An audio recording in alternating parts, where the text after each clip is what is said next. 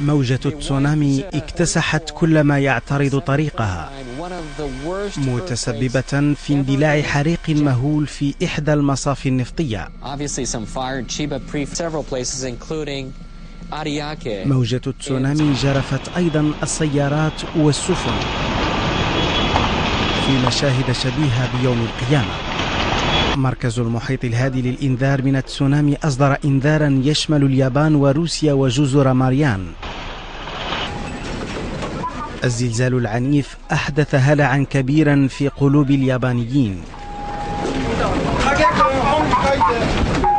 ورغم أنهم معتادون على الهزات الأرضية إلا أن قوة الزلزال التي فاقت 8 درجات جعلتهم يصابون بالذعر الشديد.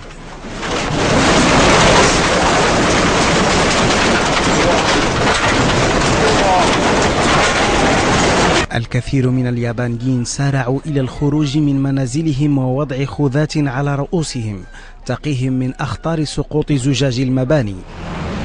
الزلزال أحدث تصدعات كبيرة في الكثير من البنايات، وتسبب في شل حركة النقل الجوي والبري والبحري في البلاد.